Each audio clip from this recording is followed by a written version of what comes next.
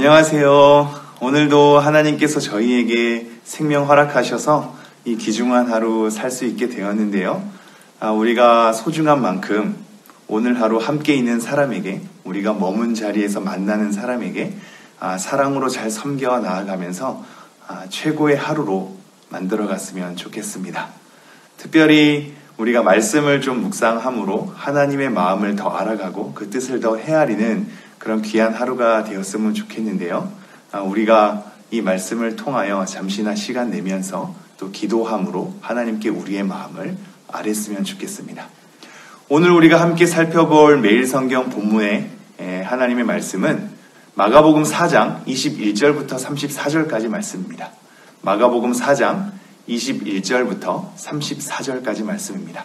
성경책이 있으신 분은 잠시 이 영상을 멈추시고 그 본문을 조금 살펴보신 다음에 영상을 다시 재생해도 될 것 같습니다. 없으신 분은 나중이라도 말씀을 잘 참고하시면 감사하겠습니다. 마가복음 4장 21절부터 34절까지의 내용은 세 가지에 대한 비유로 예수님께서 우리를 가르치시는 내용입니다. 세 가지 비유로 예수님의 뜻을 우리에게 가르치시는 것이죠. 이 내용을 제가 좀 간추리면서 그 내용에 담겨진 하나님의 뜻을 함께 묵상해 보고자 합니다. 첫 번째 내용은 사람이 등불을 가져오는 목적입니다. 사람이 등불을 가져오는 목적은 말 아래에나 평상 아래에 두려 함이 아니다. 등경 위에 두려 하는 목적이 있다라는 것으로 말씀하시면서 드러내려 하지 않고는 숨긴 것이 없고 나타내려 하지 않고는 감추인 것이 없다라고 설명을 덧붙이지요. 그러면서 들을 귀 있는 자는 들으라고 말씀합니다. 이후에 너희가 무엇을 듣는가 스스로 삼가라 라는 말씀도 보충적으로 더하여 우리에게 얘기를 하고 있습니다. 그러면서 너희의 헤아리는 그 헤아림으로 너희가 헤아림을 받을 것이다 라는 말씀, 마태복음에도 나오는데요. 이 말씀을 우리에게 덧붙이면서 있는 자는 받을 것이고 없는 자는 그 있는 것까지도 빼앗기리라 라는 말씀을 하고 있습니다. 이것이 첫 번째 비유의 말씀이고요. 두 번째, 세 번째 비유는 하나님 나라에 대한 비유인데 두 번째 비유의 내용은 하나님 나라를 사람이 씨를 땅에 뿌림과 같아라는 것으로 설명하고 있습니다. 그가 씨를 뿌리는 거죠. 씨를 뿌리는데 그가 밤낮 자고 깨고 하는 중에 씨가 나서 자라는 겁니다. 하지만 본인은 정작 어떻게 그리 되는지를 알지 못한다라고 말하고 있습니다. 그러면서 땅이 스스로 열매를 맺되 처음에는 싹, 다음에는 이삭, 다음에는 곡식으로 충실하게 맺어지게 되는 거죠. 그리고 이렇게 곡식으로 충실하게 맺어지면 낫을 대서 추수할 때가 이르렀다라고 우리에게 가르치고 있습니다. 세 번째 말씀은 하나님 나라에 대한 비유를 겨자씨 한 알과 같다라는 것으로 우리에게 가르치고 있습니다. 겨자씨 한 알과 같은 이 작은 것이 신겨지지만 나중에는 점점 커져서 공중의 새들이 깃들 만큼 그렇게 된다라고 우리에게 가르치고 있습니다. 이러한 가르침 후에 예수님께서는 비유로 제자들에게 말씀을 가르치셨고 홀로 계실 때에는 제자들에게 그 말씀의 뜻을 해석했다라는 것으로 오늘 본문이 끝나고 있습니다. 오늘 이 본문의 세 가지 이야기를 통하여서 우리가 내용을 좀 더 세밀하게 살펴보고 하나님의 뜻을 함께 상고하고자 합니다. 먼저 첫 번째 이야기로 다시 우리가 그 내용을 돌아가면 사람이 등불을 가져오는 목적은 말 아래나 평상 아래에 두려 함이 아니다라고 얘기하고 있거든요. 말 아래라는 얘기할 때 이 말은 큰 그릇입니다. 큰 그릇. 큰 그릇에 등불을 담진 않죠. 그를 덮어버리면 불은 꺼지기 마련인 거거든요. 등불을 가져오는 목적은 환하게 밝히기 위함 아니겠습니까? 그러나 이 밑에 있는 그릇에 그것을 두지 않죠. 마찬가지로 평상, 침대라고 보면 되는데요. 이 평상이나 탁자, 침대, 이 밑에 아래에도 등불을 두지 않죠. 등불은 환하게 비추는 데 목적이 있으니까요. 그래서 사람이 등불을 가져오는 목적을 뭐라고 얘기하냐면 등경 위에 두려워하는 목적이 있다라고 얘기합니다. 등경은 등불을 걸어놓을 수 있는 위에 지지대, 받침대라고 보면 됩니다. 그렇게 위에 등불을 걸어놔야 환하게 비출 수 있기 때문이죠. 그러면서 이렇게 얘기합니다. 드러내려 하지 않고는 숨긴 것이 없고 나타내려 하지 않고는 감추인 것이 없다라고 말하죠. 이 말은 조금 어렵게 들리겠지만 쉬운 말로 이겁니다.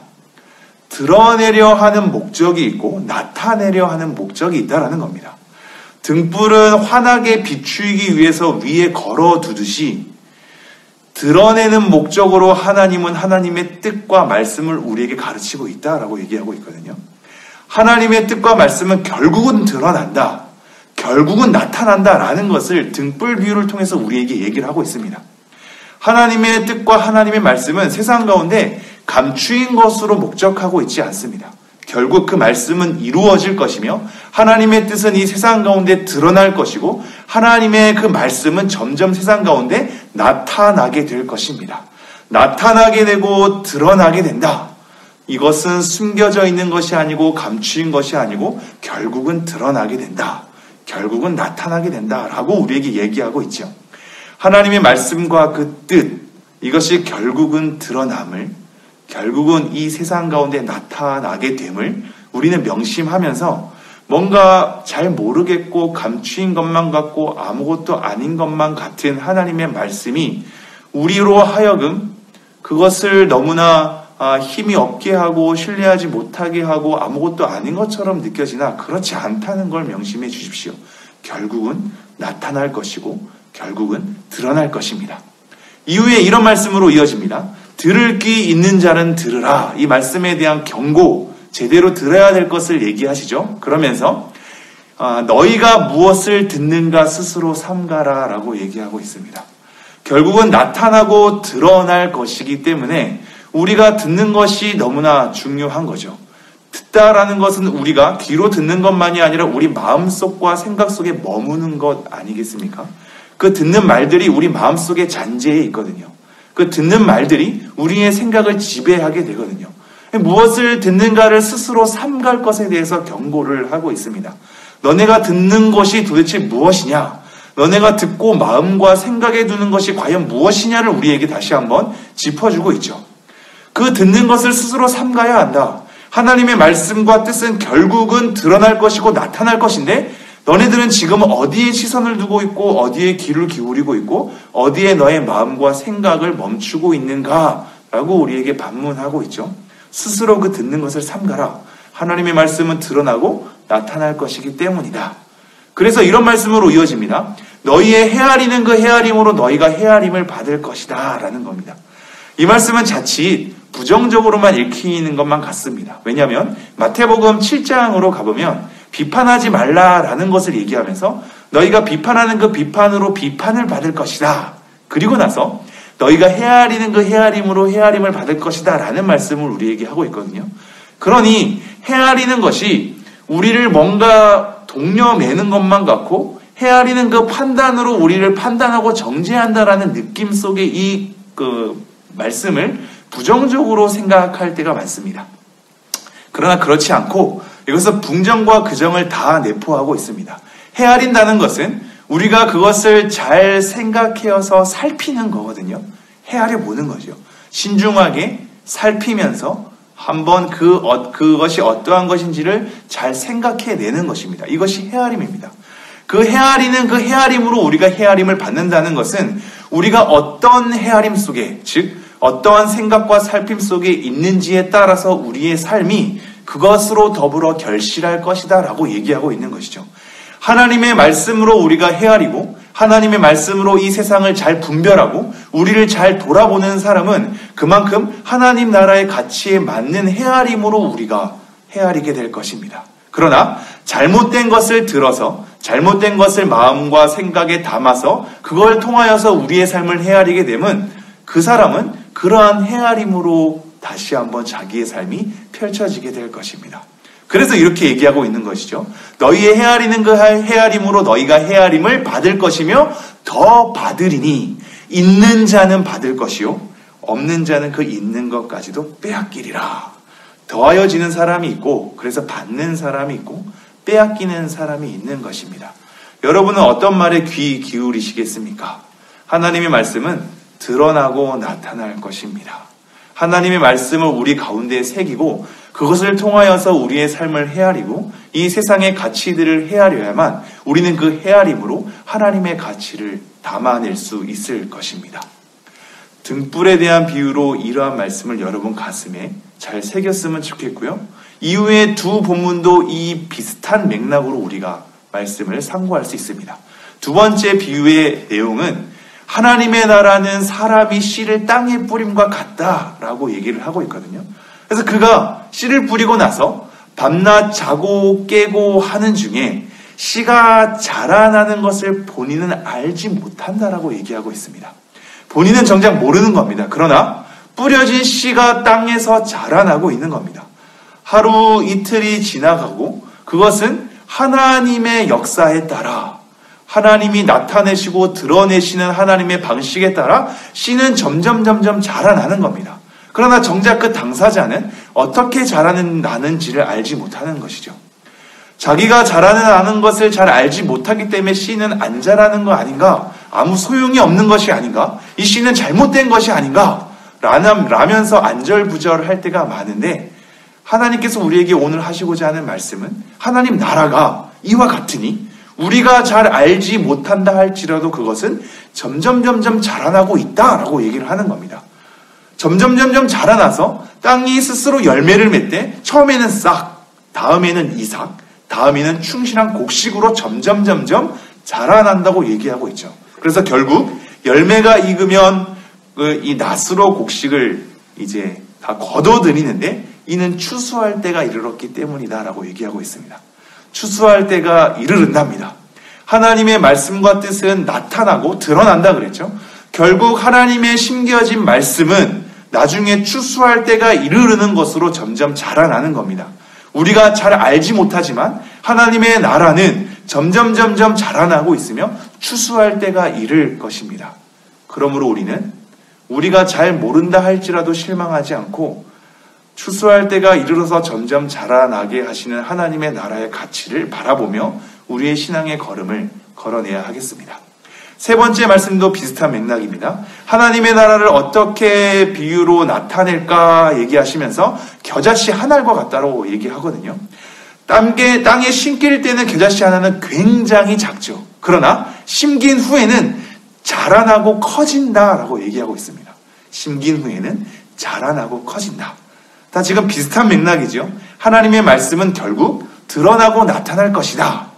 이 씨앗이 심기면 우리가 알지 못하지만 점점 자라나서 추수할 때가 이를 것이다. 마찬가지로 겨자씨 한 알과 같이 작은 것으로 심기지만 하나님의 나라는 자라날 것이며 점점 커질 것이다. 그래서 공중에 수많은 새들이 모여 앉을 수 있도록 될 것이다 라고 얘기를 하고 있습니다.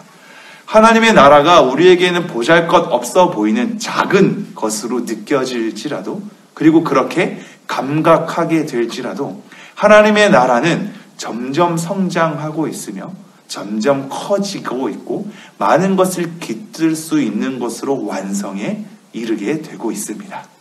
여러분, 우리의 시선과 우리의 경험이 비록 잘 알지 못하고 작은 것으로 느껴진다 할지라도 이러한 하나님의 말씀을 신뢰함으로 여러분의 삶을 살아내시겠습니까?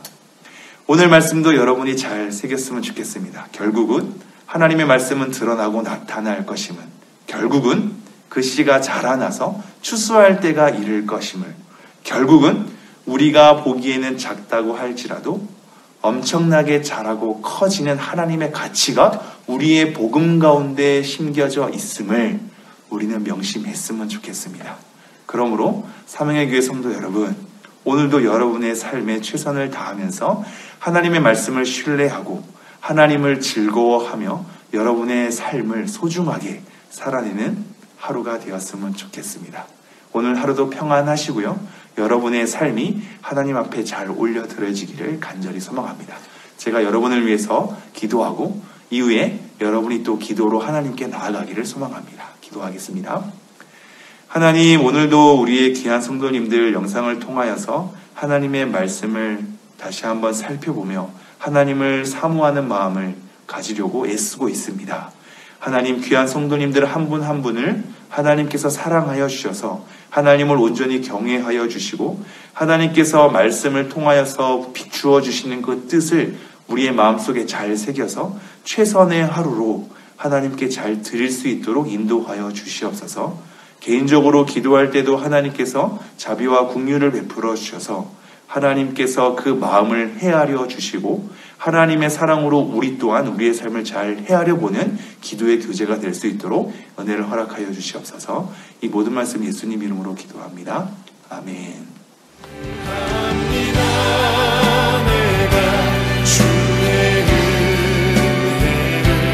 나의 삶에 충만한 주의 은혜 원합니다.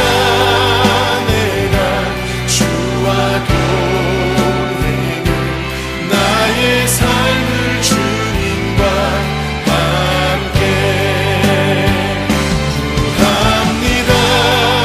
내가 주의 은혜를 나의 삶에 충만한 주의 은혜 원합니다.